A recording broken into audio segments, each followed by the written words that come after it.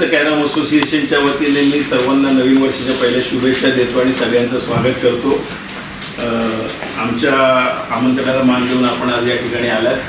इथे माझ्यासोबत महाराष्ट्र कॅरम असोसिएशनचे आमचे अध्यक्ष जितेंद्र शाह आहेत, त्यांच्या शेजारी आमचे उपाध्यक्ष यतीन ठाकूर आहेत आणि माझ्या इथे डाव्या बाजूला केतन चिखले हे महाराष्ट्र कॅरम असोसिएशनचे आमचे जॉईंट सेक्रेटरी आहेत आणि स्वतः इंटरनॅशनल अंपायर आहेत. आणि या आयोजनामध्ये पूर्ण महाराष्ट्र कॅरम असोसिएशनचे अध्यक्ष जितेंद्र शाह आणि भारतजी देसाईला पुण्यावरनं ते मागच्या वर्षी प्रेस कॉन्फरन्सला आले होते, आज ते हजर राहू शकले नाही. तर त्यांच्या मार्गदर्शनाखाली मुळात आमची महाराष्ट्र कॅरम असोसिएशन गेली अनेक वर्ष काम करते आहे आणि विशेष करून त्यांचंसुद्धा एक वेगळं असं विजन आहे आणि त्यांचाही असा प्रयत्न राहतो नेहमी की आपण कॅरमसाठी काहीतरी भव्य असं काहीतरी करायला पाहिजे. आणि त्या सगळ्या एकंदरात त्यांचे जे काही विचार किंवा त्यांचं जे काही विजन आहे हे विजन लक्षात घेता गेल्या काही वर्षामध्ये महाराष्ट्र कॅरम असोसिएशनने सातत्याने महाराष्ट्रामध्ये महाराष्ट्रातल्या वेगवेगळ्या जिल्ह्यांमध्ये राष्ट्रीय स्पर्धा घेतल्या. त्यातल्या 3 सलग सिनियर राष्ट्रीय स्पर्धा महाराष्ट्राने घेतल्या. हा एक विक्रम महाराष्ट्राने केला महाराष्ट्र कॅरम असोसिएशननी. आणि गेल्या 3 वर्षापासून म्हणजे आता ही तिसरी ओपन चॅलेंजर टुर्नामेंट आपण घेतो आहे, ती महाराष्ट्र ओपन चॅलेंजर ट्रॉफी. ही 3ऱ्या वर्षी सलग आपण मुंबईमध्ये घेतो आहे. ही स्पर्धा घेण्यामागचा आमचा उद्देश असा आहे की महाराष्ट्रातल्या आणि महाराष्ट्रातल्या बाहेरच्या खेळाडूंना एक चांगल्या प्रकारची चांगल्या दर्जाची स्पर्धा तर द्यावीच, परंतु जास्तीत जास्त प्रमाणामध्ये आणि मोठ्या प्रमाणामध्ये त्यांना कॅश प्राइजेस द्यावी.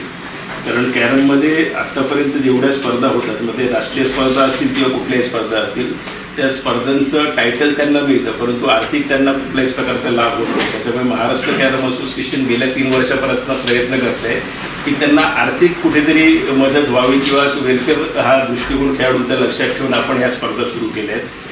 यावर्षी आपण 8 लाखाची कॅश प्राइजेस या ओपन सिंगल्समध्ये देतो. या इव्हेंटमध्ये महिला आणि पुरुष असे दोघेही एकत्रच खेळणार आहे आणि सांगायला मला आनंद वाटतो की 55 महिला पुरुष कॅटेगरीमध्ये खेळत आहेत. जवळपास म्हणजे भारताच्या बाहेरना 9 महिला या स्पर्धेमध्ये खेळण्यासाठी येत आहेत. श्रीलंकेतनं 7 आणि 2 मालदीव्समधनं खेळाडू येत आहेत आणि जवळपास 22 खेळाडू श्रीलंका, मालदीव्स आणि कॅनडामधनं येत आहेत. म्हणजे महाराष्ट्र आणि भारताच्या बाहेरनाही जवळपास 22 खेळाडूंची संख्या या स्पर्धेमध्ये खेळते आहे. प्रेस नोटमध्ये ऑलरेडी त्याची सगळी माहिती दिलेली आहे. 29 आणि 30 तारखेला ही स्पर्धा दादरला ओसवाल हॉल आहे, रणजी स्कूलसमोर तिथे संपन्न होणार आहे. माझी तुमच्याकडनं एक अपेक्षा किंवा विनंती तुमच्यासाठी ही राहील की प्रेस कॉन्फरन्सला जसे तुम्ही आलात तसं तुम्ही किमान एक दिवस त्या स्पर्धेला येऊन भेट द्या आणि शक्य झालं तर पहिल्या दिवशी येऊन भेट द्या. कारण पहिल्या दिवशी त्या स्पर्धेच्या ठिकाणी एक चांगलं असं वातावरण असेल. 48 कॅरम बोर्ड एका वेळेला लागणार आहेत आणि फार क्वचितच एवढ्या मोठ्या प्रमाणामध्ये कुठल्याही स्पर्धेमध्ये कॅरम लागतात किंवा ते कॅरममध्ये स्पर्धा होते. तर 48 कॅरम या ठिकाणी महाराष्ट्र कॅरम असोसिएशनचे अध्यक्ष आहेत, मी त्यांनाही विनंती करतो तेही तुम्हाला आमंत्रण देतील या स्पर्धेसाठी. या स्पर्धेसाठी LIC दरवर्षी आम्हाला ज्याप्रमाणे मदत करते त्यावेळेला LIC आमची मेन टायटल स्पॉन्सर आहे. त्याच्यानंतर Barbeque Nation, Mud Jeans, Bank of Maharashtra, Bank of India, IDFI Bank, Union Bank of India आणि सिस्का कॅरम कंपनी ही आमची इक्विपमेंट पार्टनर आहे. या सगळ्यांकडनं आम्हाला कुठे ना कुठेतरी मदत होते किंवा झालेली आहे. त्याच्यामुळे एवढ्या मोठ्या प्रमाणामध्ये आम्हाला ही स्पर्धा घेणं शक्य होत आहे. केदार साहेबांनी बाकी सर्व माहिती या स्पर्धेची दिली आहे. माझी आपल्या सगळ्यांना एकच विनंती राहील की दादर किंवा मुंबईमध्ये जेव्हा एखादा इव्हेंट डिक्लेअर होतो कॅरमसाठी, तर संपूर्ण भारतात नाही पण जवळपास जे 16-17 देश खेळतात त्याच्यातलेही प्लेयर इकडे येण्यास उत्सुक असतात. कारण दादर इथून जी सुरुवात झाली म्हणजे 50 वर्षाआधीचा इतिहास बघितला तर कॅरम ज्या शिस्तबद्ध पद्धतीने खेळलं जाते त्याच्यामध्ये महाराष्ट्रही पहिला आहे आणि हा गेम एक शिस्त लावल्यामुळे त्या लेवलला नेऊन ठेवलेला आहे. गेली 10 वर्ष महाराष्ट्र कॅरम असोसिएशनचे सर्व पदाधिकारी वेगवेगळ्या महाराष्ट्राच्या जिल्ह्यातच नव्हे पण भारतात पण कुठेही स्पर्धा असली, जगात कुठेही असली तरी आपल्या महाराष्ट्राचे प्लेयर नेहमीच पाठवत असतो आणि आतापर्यंत उत्कृष्ट 3 ते 14 वर्ल्ड कप आपल्या महाराष्ट्राच्या प्लेयरने आणून दिलेले आहेत. हे बाकीचा इतिहास माहितीच असेल तुम्हाला, पण आता ही जी स्पर्धा थर्ड भरवतोय जी, त्याच्यामध्ये वैशिष्ट्य असं आहे का पूर्वी जो 30-40 वर्षाआधी अटॅकिंग गेम व्हायचा, म्हणजे आज कसं आहे तुम्ही क्रिकेटमध्ये जर बघितलं तर टेस्ट मॅच नंतर ते वन डे आणि नंतर IPL, मग चुरस त्याप्रमाणे हा कॅरमचा सुद्धा गेम त्या पद्धतीने डिझाईन केला आहे.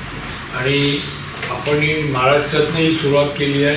ही तिसरी स्पर्धा अशी आहे का ज्याच्यामध्ये अटॅकिंग गेम होणार आहे, महिला व पुरुष एकत्र असणार आहे. आणि सगळ्यात वैशिष्ट्य तर नेहमी असं असतं का बाबा 4 चॅम्पियनच बक्षिसं घेऊन जातात, तसं नाही आहे.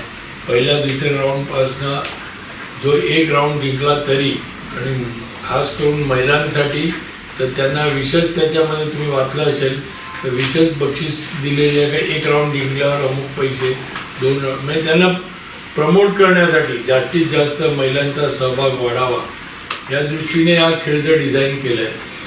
आणि माझी तुम्हाला सगळ्यांना विनंती राहील का तुम्ही या स्पर्धेला 2 दिवस वेळ काढून या आणि त्याच्यातले चांगले गेम बघा, त्यांना हायलाईट करा. या गेमला प्रमोट करणं एवढ्यासाठी गरजेचं आहे का क्रिकेट आणि यातलं ग्लॅमर बघितलं आता सेकंड कबड्डी, पण हे सगळे ज्या देशाच्या अंडर शिकलेल्या आहेत. हा मुळात कॅरम गेम हा भारतातला राजा महाराजांपासून आलेला गेम आहे आणि भारताने जो डेव्हलप केलेला गेम आहे. आज जवळजवळ 18 कंट्री, 18 ते 20 कंट्री खेळत आहेत, पुढे वाढतील. आणि जसं जसं या गेमचं आमची अपेक्षा हीच आहे तर या गेमला कुठेतरी प्रसिद्धी मिळाल्यानंतर ऑलिम्पिक किंवा एशियन गेमच्या लेवलला कुठेतरी त्याचा समाविष्ट जर झाला तर पहिला फायदा भारतातल्या प्लेयरला होणार आहे, महाराष्ट्रातल्या प्लेयरला होणार आहे आणि हा गेम पुढे जाईल.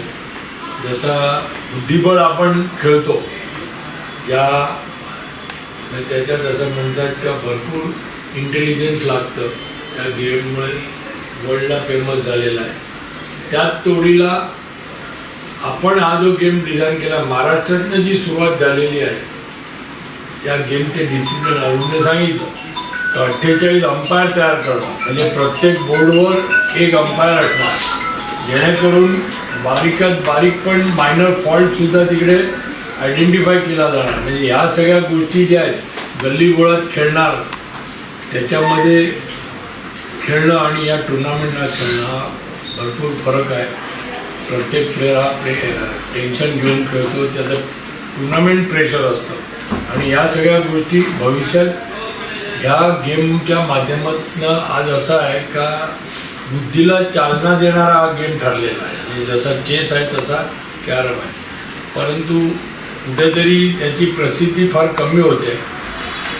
म्हणून आम्ही आज एवढा मोठा इव्हेंट जो आज आपण दादर येथे करतोय तर विचार आला का आपल्याशी पहिला संवाद साधावा आणि या गेमला जास्तीत जास्त प्रसिद्धी मिळावी हीच अपेक्षा.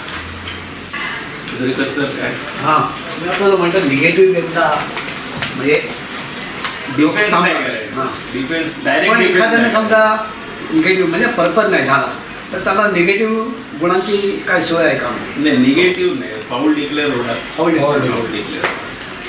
कसं आहे प्रत्येक जो येतो, आता आम्ही सुद्धा अरुण ज्यांनी उल्लेख केला 80च्या दरम्यान खेळायचे तर तेव्हा असं होतं का अरुण केदार, सुहास कांबळी, विजय संगम यांचे गेम बघायला, आता मी राहतो विरारून यायचे खास बघायला का तर तिकडे कुठेतरी ब्रेक टू फिनिश बघायला मिळेल. स्टार्ट टू प्रत्येकाची अपेक्षा आहे, जे कॅरम न खेळणार पण जे गेम बघायला येतात प्रत्येकाची अपेक्षा असते की यांनी स्टार्ट केलं का फिनिशच करावं.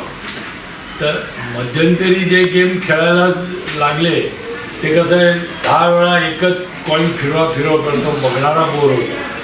त्यांना असं वाटतं हे काय करतात. वास्तवमध्ये घेण्यापेक्षा ते डिफेन्स करणं पण कठीण असतं, पण बघणाऱ्यांना ते बोरिंग वाटतं.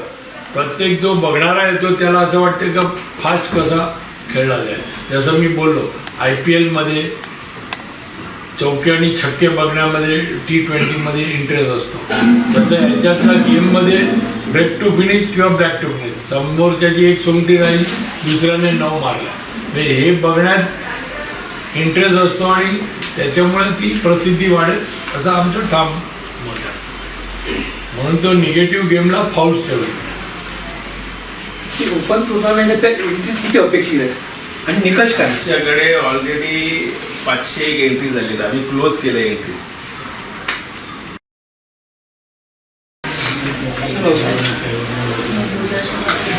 थँक्यू.